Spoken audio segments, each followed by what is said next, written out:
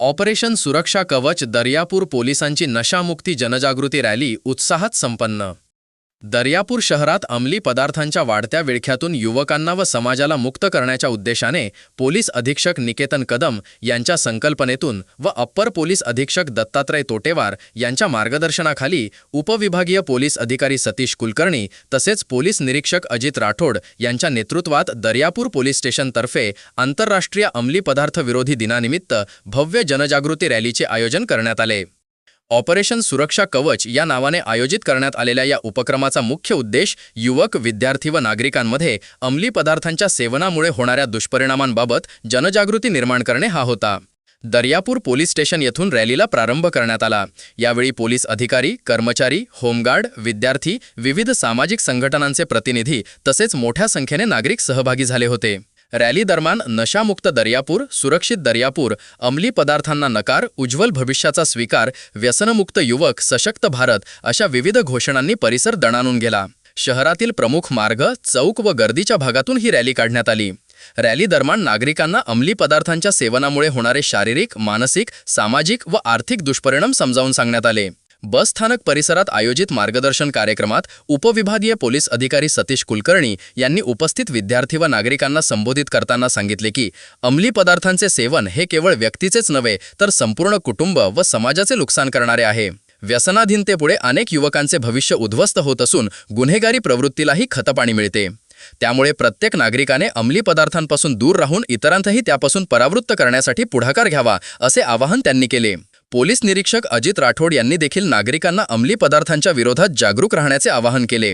संशयास्पद हालचाली अथवा अंमली पदार्थांच्या विक्रीविषयी माहिती मिळाल्यास त्वरित पोलिसांना कळवा असेही त्यांनी सांगितले। या जनजागृती मोहिमेद्वारे दर्यापूर शहराला नशामुक्त करण्याचा संदेश देण्यात आला।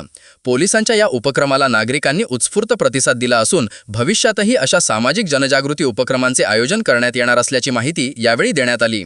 सदर कार्यक्रमाच्या यशस्वीतेसाठी दर्यापूर पोलीस स्टेशनचे अधिकारी, कर्मचारी, होमगार्ड तसेच विविध सामाजिक संस्थांनी विशेष परिश्रम घेतले। माननीय अमरावती जिल्हा पोलीस दलाचे प्रमुख माननीय निकेतन कदम सर, SP अमरावती ग्रामीण यांच्या संकल्पनेतून आणि आमच्या वरिष्ठांच्या संकल्पनेतून तसेच SDPO दर्यापूर श्री सतीश कुलकर्णी सर यांच्या मार्गदर्शनात आज जागतिक अंमली पदार्थ विरोधी दिनानिमित्त संपूर्ण शहरामध्ये बाईक रॅली आयोजित करण्यात आलेली होती। यामध्ये आमच्या सर्व पोलीस बांधव, आमचे होमगार्ड बांधव यांनी रॅलीमध्ये सहभाग घेतलेला होता। हे संपूर्ण एरियात आम्ही कव्हर केलेलं आहे। माननीय पोलीस अधीक्षक साहेब यांच्या संकल्पना अशी आहे की व्यसनमुक्तीसाठी जास्तीत जास्त जनजागृती करावी, हा पहिला टप्पा आहे। दुसऱ्या टप्प्यामध्ये व्यसनमुक्तीचे जे साधने आहेत, जे अंमली पदार्थ आहेत, जे विक्री करणार आहेत त्यांना समूळ उच्चाटन करणे आणि तिसरा जो टप्पा आहे याच्यामध्ये जे व्यसनाधीन झालेले लोक आहेत त्यांना व्यसनापासून परावृत्त करणे, त्यांचं व्यसनमुक्ती करणे, हे 3 टप्पे ठेवलेले आहेत। या टप्प्यासाठी आम्ही सर्व माननीय पोलीस अधीक्षक साहेब यांच्या मार्गदर्शनात काम करतच आहोत।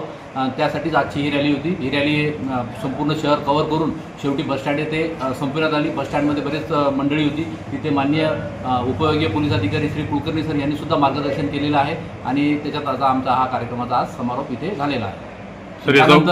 यानंतर जेव्हा शाळा सुरू होतील तेव्हा सर्व शाळेमध्ये पोलीस अधीक्षक साहेब यांच्या आदेशानुसार आणि मार्गदर्शनानुसार आम्ही सर्व शाळांत जाऊन हे व्यसनमुक्तीची जनजागृती करणार आहोत। 30 तारखेला शाळा सुरू होतील तेव्हा आम्ही जनजागृती करणार आहोत। सर, हे जे गुटखा वगैरे विकणारे लोक आहेत यावर तुम्ही काय कारवाई करणार आणि काय राहणार समजा तुमचं पाऊल?